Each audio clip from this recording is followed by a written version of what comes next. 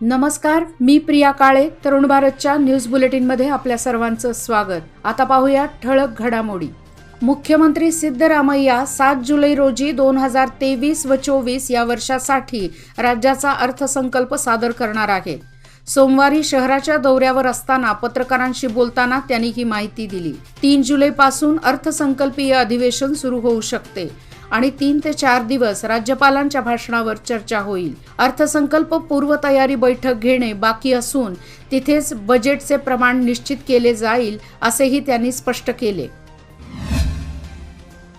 मान्सूनपूर्व विकास कामांचा आढावा घेण्यासाठी सोमवार दिनांक 5 जून रोजी बोलवण्यात आलेल्या महानगरपालिकेच्या बैठकीत विरोधी गटाची अनुपस्थिती प्रकर्षाने जाणवली. शिवाय बैठक सुरू होताच विद्यमान नगरसेवक व महापालिकेच्या अधिकाऱ्यांमध्ये जोरदार खडाजंगी पाहायला मिळाली. नाले सफाई अर्धवट स्थितीत असल्याने नगरसेवकांनी अधिकाऱ्यांना जाब विचारला. महापौर शोभा सोमनाचे यांनी मान्सूनपूर्व विकास कामांचा आढावा घेण्यासाठी सोमवारी बैठकीचे आयोजन केले होते. या बैठकीला महानगरपालिका आयुक्त doctor Rudresh Ghali, council secretary Gurusiddh Hiremath व उपमहापौर रेश्मा पाटील उपस्थित होते. या बैठकीत शहरात सुरू असणारी नाले सफाई, स्वच्छता व इतर विकास कामांचा आढावा घेण्यात आला. कॅम्प येथील शांतेश्याम मोटर्स प्रायव्हेट लिमिटेडच्या गोदामाला आग लागून सुमारे 10,000 रुपयांचे नुकसान झाल्याची घटना आज सकाळी घडली. सुदैवाने या आगीत कोणालाही इजा झाली नाही. याची माहिती तातडीने अग्निशमन दलाला देण्यात आली. त्यानंतर अग्निशमन दल घटनास्थळी दाखल झाले आणि आग आटोक्यात आणली. कॅम्प पोलीस स्थानकात या घटनेची नोंद झाली आहे. सीमावासियांसाठी ऑनलाईन मदत केंद्र सुरू करण्याची मागणी महाराष्ट्र एकीकरण समितीच्या कार्यकर्त्यांनी मंत्री उदय सामंत यांच्याकडे केली. नुकतीच कार्यकर्त्यांनी रत्नागिरी येथे भेट घेऊन सीमावासियांच्या व्यथा त्यांच्यासमोर मांडल्या. 4 महिन्यापूर्वी सीमावादावर गृहमंत्र्यांच्या अध्यक्षतेखाली बैठक झाली.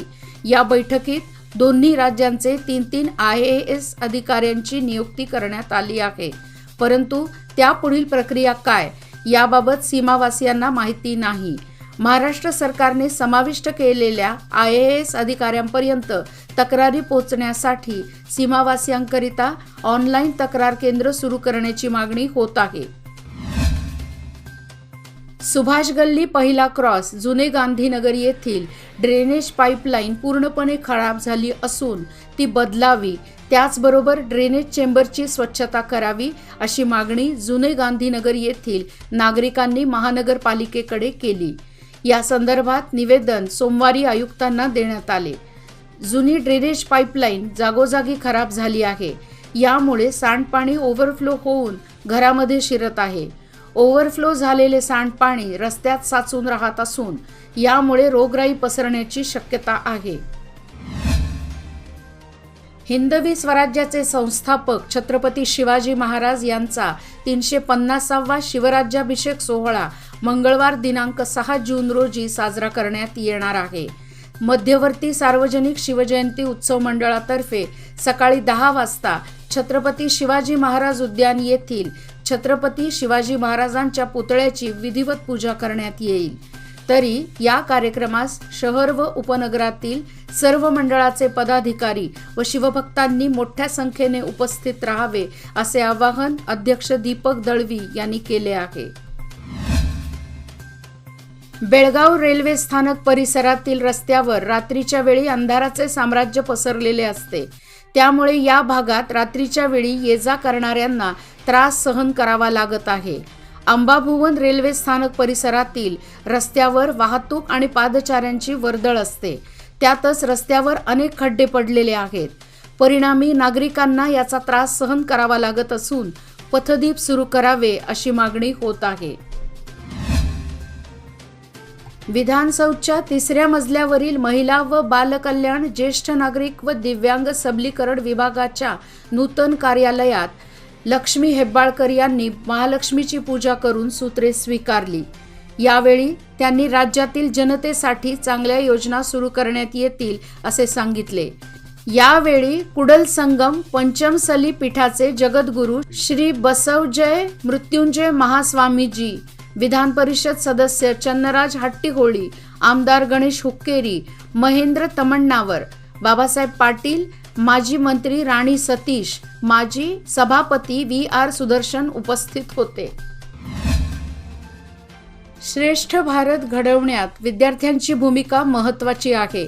विभिन्न क्षेत्रात नाव संपादन करून बलाढ्य भारत बनवण्यासाठी तरुण पिढीने पुढे यावे असे आवाहन कर्नाटकाचे राज्यपाल थावरचंद गेहलोत यांनी केले. सोमवार दिनांक 5 रोजी शहरातील KLE सेंटेनरी हॉलमध्ये KLE academy of higher education and रिसर्चचा 13वा दीक्षांत समारंभ थाटात संपन्न झाला. कार्यक्रमाला प्रमुख पाहुणे म्हणून राज्यपाल थावरचंद गेहलोत उपस्थित होते.